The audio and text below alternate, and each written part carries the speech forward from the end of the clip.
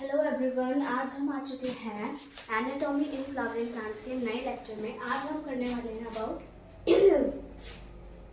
Ground tissue system. हम epidermal tissue system, vascular tissue system ये सब कर चुके हैं। आज हम करेंगे ग्राउंड टिश्यू सिस्टम। ठीक है, थोड़ा सा कॉम्प्लेक्स है तो हम बीच बीच में डायग्राम्स भी बनाते रहेंगे, उनके थ्रू समझेंगे। तो देखो, पहले आता है कॉर्टेक्स। कॉर्टेक्स कौन सी वाली लेयर को कहते हैं?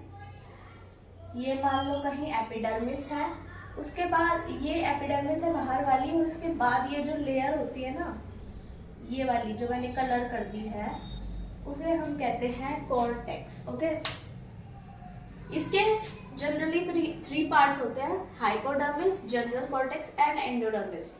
मैं इसमें बना के दिखा देती हूँ। एपिडर्मिस के जस्ट बाद कौन आएगी? हाइपोडर्मिस। अंदर की तरफ कौन आएगी? एंडोडर्मिस। और जो बीच में बच गया पोर्शन, ये कौन सा है? General cortex. Okay, hypodermis below epidermis होती है, कि एपिडर्मिस के जस्ट नीचे जो लेयर है उसे क्या बोलते हैं? हाइपोडर्मिस। कुछ लेयर्स की होती है, जैसे एपिडर्मिस सिंगल लेयर थी, बट ये जो हाइपोडर्मिस है ये 2-4 लेयर की हो सकती है, 1, 2, 3 ऐसे कुछ लेयर्स की बनी होती है, और ये रूट्स में एब्सेंट होती है। किसमें एब्सेंट होती है? रूट्स के अंदर ये एब्सेंट होती है। और मोनोकोट और डाइकोट स्टेम, दोनों ही स्टेम्स में ये प्रेजेंट होती है। मोनोकोट स्टेम जो होती है उसके अंदर ये स्क्लेरेन्काइमा से बनती है, स्क्लेरेन्काइमा यानी डेड टिश्यू से। और जो डाइकोट स्टेम होती है उसमें ये कोलेनकाइमा से बनती है, कोलेनकाइमा यानी कौन से?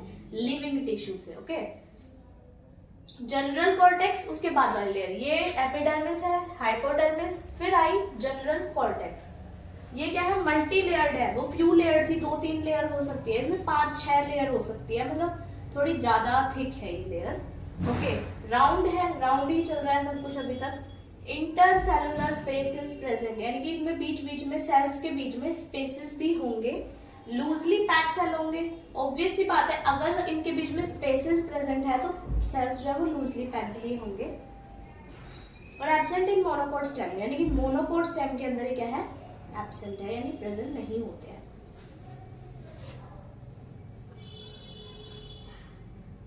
अब एंडोडर्मिस आती है। एंडोडर्मिस इनर मोस्ट लेयर है, अंदर की जो लेयर होती है उसे क्या बोलते हैं? एंडोडर्मिस।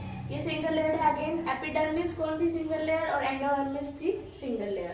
पैरेन्काइमा की बनी है, इंटरसेलुलर स्पेस एब्सेंट है, यानी कि ये टाइटली पैक्ड होगी जब भी इंटरसेलुलर स्पेसेस नहीं है। देखो, कंपैरेटिवली पैक्ड भी आ गया है।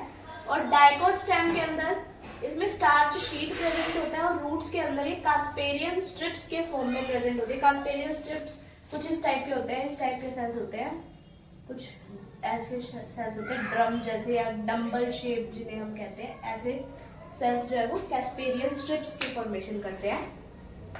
और ये मोनोकोट स्टेम में एब्सेंट है। मैं तुम्हें लास्ट में बताऊंगी कि मोनोकोट स्टेम के अंदर ऑलमोस्ट सारे ही पार्ट्स एब्सेंट होते हैं, कुछ एक जनरल पार्ट्स ही प्रेजेंट होते हैं मोनोकोट स्टेम में। और याद रखना, हाइपोडर्मिस रूट्स में एब्सेंट है। अब आता है पेरिसाइकिल। पेरिसाइकिल भी मोनोकोट स्टेम में एब्सेंट है, और ये पैरेन्काइमेटस भी हो सकती है पेरिसाइकिल, यानी कि आफ्टर एंडोडर्मिस। ये एंडोडर्मिस हो गया, एंडोडर्मिस के अंदर की तरफ जो अब लेयर आएगी उसे क्या बोलते हैं? पेरिसाइकिल बोलते हैं। ये पैरेन्काइमा की भी बन सकती है। पैरेन्काइमा तो मतलब इसमें होता ही है, स्क्लेरेन्काइमा हो भी सकता है और नहीं भी, जरूरी नहीं है हो, ठीक है। और पैरेन्काइमा तो होता ही होता है। फिर आती है पिथ रेज। पिथ रेज क्या होती है? मान लो अब अंदर की तरफ जो होती है ना ये चीजें, स्टेम, रूट, कोई भी चीज, उसमें सबसे अंदर होते हैं वैस्कुलर बंडल्स। वैस्कुलर बंडल यानी जाइलम फ्लोएम, ऐसे अरेंज होते हैं, जैसे ये ऐसे ऐसे ऐसे। ये मैं डॉट्स के फॉर्म में दिखा रही हूँ, बाकी हम प्रॉपर स्ट्रक्चर आगे आने वाली क्लासेस में देखेंगे।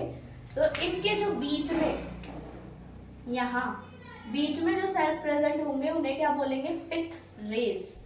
और ये जो बीच में बिल्कुल यहाँ गोला सा बच गया है, इसे क्या बोलेंगे? पिथ।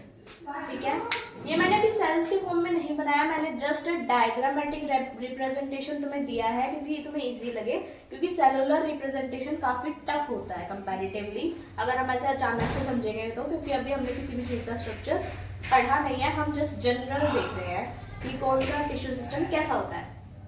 अब देखो पिथरेस, पैरेन्काइमेटस होते हैं राउंड होते हैं, ये भी देखो राउंड फॉर्म में प्रेजेंट है। लूजली पैक्ड है, लूजली पैक्ड मतलब इंटरसेलुलर स्पेसेस भी होंगे। कहाँ नहीं थे इंटरसेलुलर स्पेसेस? एंडोडर्मिस में नहीं थे, ठीक है। और बिटवीन वैस्कुलर बंडल्स होंगे, यानी जाइलम फ्लोएम है, इनके बीच में प्रेजेंट होंगे। सॉरी गाइस, एक कॉल आ गया था जिसकी वजह से वीडियो बंद हो गया था।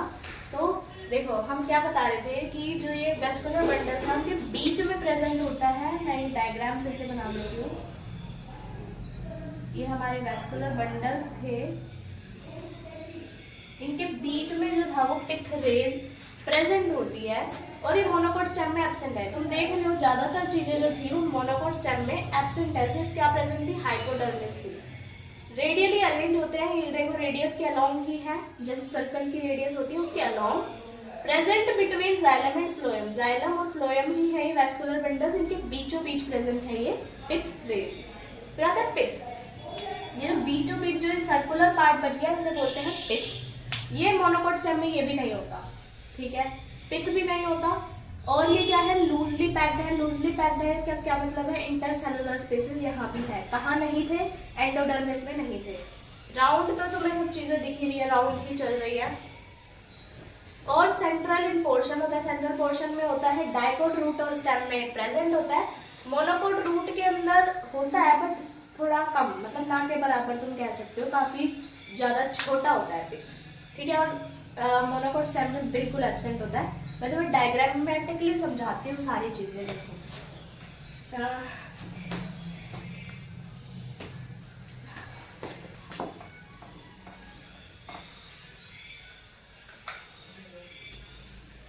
ये बनी हमारी मोनोकोट स्टेम जहाँ पे ऑलमोस्ट सारी चीजें एब्सेंट है, तुम देख सकते हो।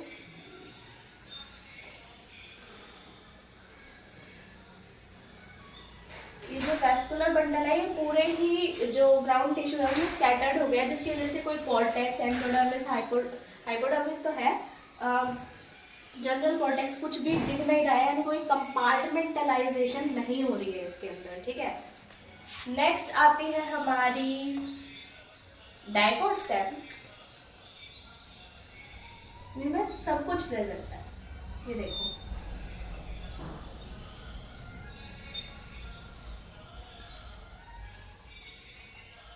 यहाँ तुम देख पा रहे हो epidermis, hypodermis, general cortex, endodermis, pericycle, pith rays, pith, सब कुछ हमें क्लियरली दिख रहा है। तुम ये भी कह सकते हो कि जो हमने वो एग्जांपल डायग्राम बनाया था वो एक डाइकोट स्टेम का, ओके। और ये सारे डायग्रामेटिक रिप्रेजेंटेशन है, सेलुलर रिप्रेजेंटेशन हम जब प्रॉपरली इन्हें पढ़ेंगे क्लासेस में जब पढ़ेंगे, क्योंकि वो टफ होता है थोड़ा, तो हम डायरेक्ट उन पे नहीं जा सकते, हम धीरे धीरे उन पे भी चलेंगे। अब देखो मोनोकोट रूट और डाइकोट रूट में डिफरेंस क्या है ये भी देखो। ये मैंने क्या बनाई है? मोनोकोट रूट की पेरिसाइकिल बनाई है और ये बनाई है डाइकोट रूट की पेरिसाइकिल। मोनोकोट रूट में 8 वैस्कुलर बंडल्स होते हैं, 1 2 3 4 5 6 7 8। ये इतने सारे वैस्कुलर बंडल्स होने के वजह से पिथ के लिए स्पेस बच नहीं पाती है, इसलिए हम कहते हैं ऑलमोस्ट इनविजिबल पिथ होता है। और डाइकोट के अंदर सिर्फ 3 to 4 वैस्कुलर बंडल्स हैं, तो इनफ स्पेस बच जाती है पिथ के लिए, इसीलिए डाइकोट रूट में प्रेजेंट होता है पिथ, ओके। और बाहर की चीजें बाकी वैसे ही है, सिर्फ इसमें क्या एब्सेंट है? हाइपोडर्मिस नहीं है सिर्फ रूट्स के अंदर में, ठीक है। सिर्फ इतना ही इनमें डिफरेंस था।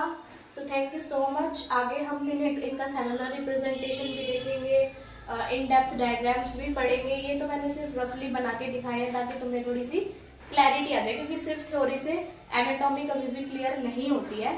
सो आई होप तुम सबको ये समझ आए होंगे। ये वाले लेक्चर्स जो अभी आए हैं टिश्यू सिस्टम्स के, ये तुम 1-2 बार और देखो जिससे कि थोड़ी क्लैरिटी आए, और फिर हम नेक्स्ट पे मूव ऑन कर सकते हैं। Thank you so much guys, bye bye.